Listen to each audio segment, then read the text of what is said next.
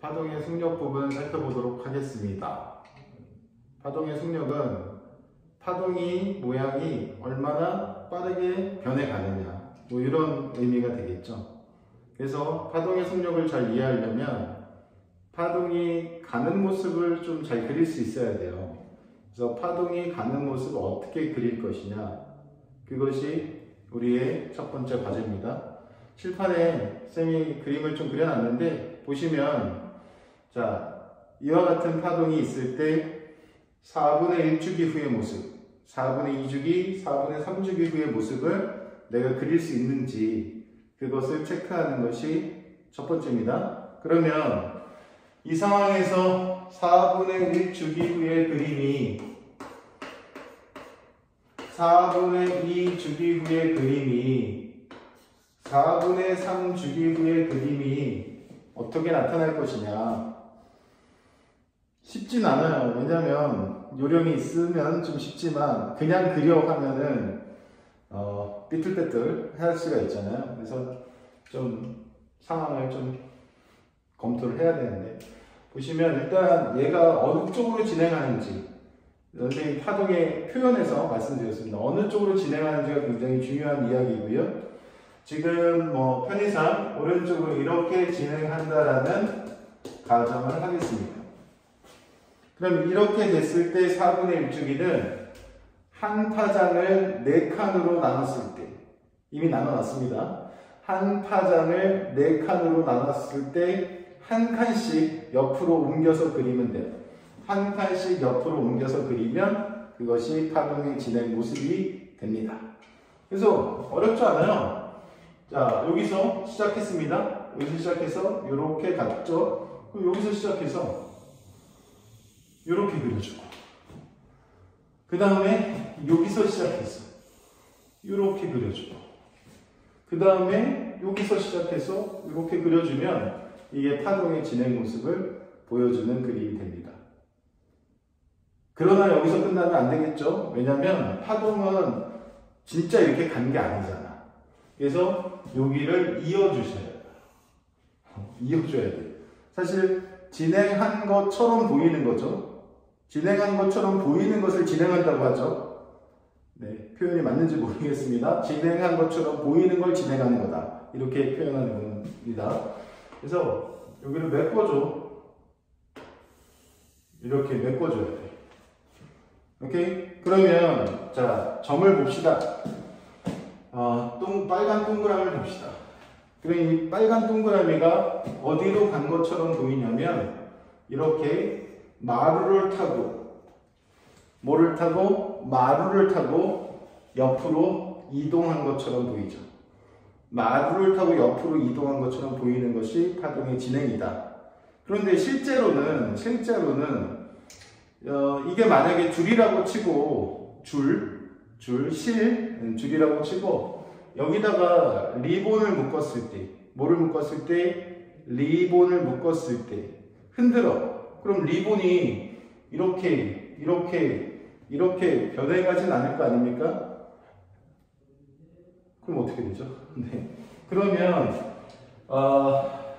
요거를, 자, 파란 네모를 하나 더 도입해서 생각해 보면, 파란 네모는 이렇게 같은 자리에서, 파란 네모는 어디서? 같은 자리에서 마루 중심 골 중심 마루 중심 골 중심 마루 중심 골, 이런 식으로 이렇게 계속 제자리에서 진동하겠죠. 그래서 이 파란 네모는 매질의 진동을 나타내는 거예요. 빨간 동그라미는 파동의 진행을 표현하는 거고. 그래서 진행과 진동, 이것이 여러분이 머릿속에 잘 간직하셔야 되는 그림입니다. 그러면 이게 속력하고 무슨 상관이 있느냐? 속력하고 상관이 있는 거는 이 모양이 파동마다 다 다르잖아요. 그 이유가 속력하고 상관이 있는 건데, 2번입니다. 파동의 속력. 파동의 속력은 V죠. V는 뭐예요? 네, 시간분의 거리입니다. 그럼 시간을 나타내는 것이 뭐냐면, 점이 마루에서 시작해서 다시 마루가 될 때까지, 마루 중심, 골 중심, 마루가 될 때까지의 시간이라서 그것을 주기라고 한다고 했습니다. 그쵸? 그래서 주기 t 세컨드죠? 세컨드 분의 그 다음에 마루에서 마루까지의 거리, 그러니까 시간분의 거리니까 거리가 표현이 되는 것이 파장이죠. 그래서 파장 람다 미터 이렇게 나타납니다. 그래서 t분의 람다가 되는 거죠. t분의 람다, 이것이 파동의 속력이다. 어렵지 않나요? 네, 주기분의 1은 진동수예요. 다시 주기분의 1은 뭐라고? 진동수. 그래서 진동수는 헤르츠를 쓰잖아요. 헤르츠. 친구한테 한번 얘기해 보세요.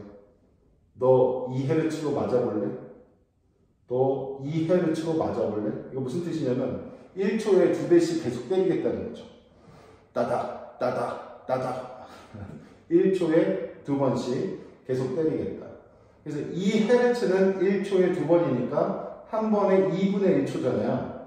그래서 주기와 진동수 서로 역수관계다. 주기와 진동수는 역수관계니까 여러분은 이것을 진동수 F 헤르츠 곱하기 파장 람다 미터 이렇게 쓸 수 있다는 거죠. 오케이. 자, 그러면 이 상황을 봤을 때 이제 중요한 요소가 있는데 그게 뭐냐면 속력을 판단할 때는 어떤 기준으로 판단을 하냐면 주기도 보고 파장도 보고 하는 거잖아요. 그렇죠? 그런데 속력을 볼 때 꼭 조심해야 되는 게 있는 게 모양을 보고 판단하면 망합니다. 그게 이제 중요한 요소입니다. 그래서 속력은 매질의 상태가 결정을 하는 것이지 모양을 보고 판단하면 망한다는 거예요. 그래서 무슨 뜻이냐면 예를 들어서 자, 이런 파동이 있고 이런 파동이 있다고 쳤을 때 어떤 파동이 더 빠르냐 이걸 물어봤을 때 이걸 선택을 하고 있으면 본인이 아직 이 속력에 대해서 이해가 좀 부족한 상황입니다. 자, 누가 더 빠르니 이거는 이제 이 그림만 가지고 판단할 수 없다는 거죠. 그래서 매질의 상태가 결정을 하고 이 그림상으로 판단할 수 있는 거는 파장이에요. 그래서 그림상으로 판단할 수 있는 파장이니까 그거는 좀 이따 정리하겠습니다. 그래서 매질의 상태가 결정을 하게 되고 이미 결정이 되어 있는 거예요. 모양하고 상관이 없다는 거죠. 근데 이것도 이제 다른 조건이 주어지는 모양하고 상관이 있기 때문에 모양을 절대 보지 마라고 하는 건 아니지만 모양만 보고 판단하지 말라는 뜻입니다. 모양만 갖고 판단하지 말라. 그래서 모양 X 쳐놓겠습니다. 모양 X 이렇게 쳐놔요. 그럼 매질의 상태가 결정하니 뭐가 있을까? 빛이라는 애는 진공에서 가장 빠르고요. 그 다음 기체, 액체, 고체로 갈수록 속력이 느려집니다. 빛이 진행하는 데 있어서 이렇게 고체면 더 걸리적거리는 게 많다? 이렇게 생각해 주시면 되겠고, 또 잘 나가는 게 소리. 그쵸? 빛하고 소리가 좀 다른 게 빛은 매질이 없어도 전달이 되잖아요. 근데 소리는 매질이 없으면 전달이 안 되기 때문에 얘는 탄성파죠. 역학적 파동이라고 부르는 매질이 꼭 필요한 파동이고, 얘는 고체, 액체, 기체 순서로 이렇게 속력이 결정되고, 얘는 진공에서 전달이 안 됩니다. 진공에서는 속력 전달이 안 되고, 또 기체인 경우에는 온도가 올라가면 속력이 올라가는 성질도 기억을 해주시는 게 좋습니다. 그래서 온도가 올라가면 기체들의 분자 운동 속도가 빨라지기 때문에 온도가 올라가면 속력이 빨라진다.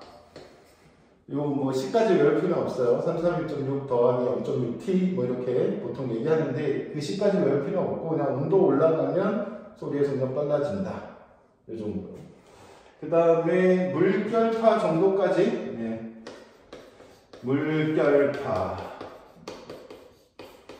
물결파는 뭡니까? 그냥 파도 얘기 생각하면 돼, 파도. 그래서 얘는 그냥 깊을수록 빠르다? 이렇게? 깊을수록 빠르다?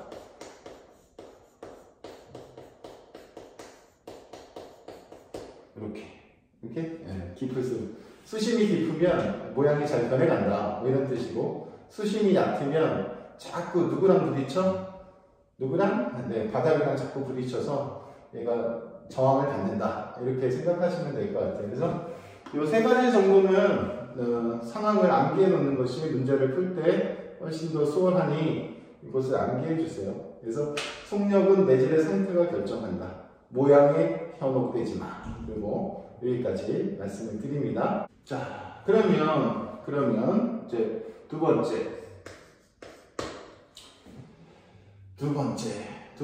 진동수 F죠. F 말씀드리겠습니다. 두 번째 F는 진동수죠. 이것은 누가 결정하느냐? 이것도 결정 요소가 있어요. 파원에서 두드리는 횟수.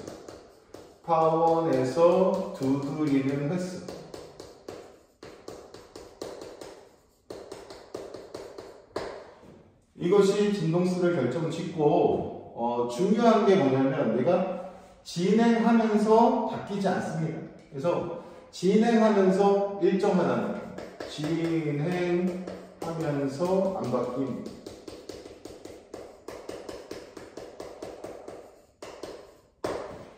굉장히 중요한 멘트입니다. 잘 기억해 주셔야 돼요. 진행하면서 안 바뀌어 이런 거죠. 그래서 파동이 뭐 이런 식으로 이렇게 표현이 될 때, 연속적인 파동이 표현될 때 지금 이렇게 가고 있다라고 생각해 봅시다.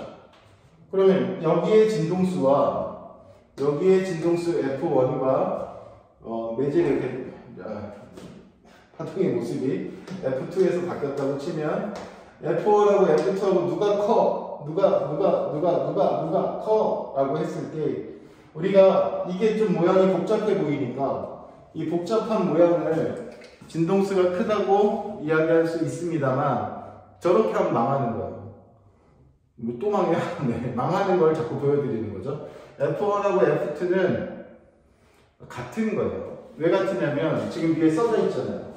이거는 쭉 가는 거잖아요. 가는 거니까 이것은 바뀌지 않습니다. 똑같은 거예요. 근데 이렇게 말하기가 쉽냐고요. 어떻게 해야 돼? 이 상황을 정확하게 암기해야죠. 그죠? 그래서 진동수라고 하는 것은 파원에서 두드리는 횟수가 결정을 하는 것이고, 진동수를 바꾸려면 파원에서 두드리는 횟수를 바꿔야 됩니다. 아시겠죠? 그래서 진행하면서 안 바뀐다까지 보시고, 이제 모양 갖고 판단하는 것이 3번입니다. 3번이 람다인데, 람다는 그냥 모양을 보시면 돼요, 편하게. 그래서 람다는 모양을 보고 판단을 해라. 그쵸? 네, 마루에서 마루까지가 람다니까, 지금 칠판에 그려준 그림에서 보면 여기서부터 여기까지가 람다니까 모양을 보고 판단을 해도 충분한 거죠. 그래서 얘가 이제 드디어 우리가 이제 모양 보고 자꾸 속력과 진동수를 파악하려고 하는데 모양의 정보로 좀 부족하다는 걸 했잖아. 그래서 람다를 모양을 보고 판단해라 이거죠. 그래서 람다는 마루에서 마루까지, 그죠? 거리가 되겠고요. 그 다음에 파면 간격이다. 그래서 파면 간격이다. 파면이 뭔지 가르쳐 드릴게요. 파면은 파동을 입체로 그려요. 잘 그렸나? 자, 이렇게 그리면 여기가 마루죠. 네, 그래서 빨간색으로 여기 빛이 나는데 여기가 마루죠, 마루. 그렇죠? 그래서 요게 파면이에요. 선 아니에요, 선생님? 네. 이게 이렇게 이 물 밑까지 보면은 이렇게 면이 되겠죠? 이렇게 면이 되잖아요. 물 밑까지 보면은 아래쪽까지 이렇게 보면은 이렇게 면이 되니까 이것이 파면이고, 파면은 결론적으로 어때? 마루를 쭉 이은 거니까 파면과 파면 사이의 간격은 뭐다? 네, 파면과 파면 사이의 간격은 바로 파장이 되는 거죠. 그래서 자, 요거 다시 V, F, 람다인데 결정짓는 요소가 모양인 것은 람다입니다. 그리고 진동수는 진행하면서 안 바뀌어. 요거 외워주시고요. V는 매질이 결정하는 것이다. 빛 소리 이렇게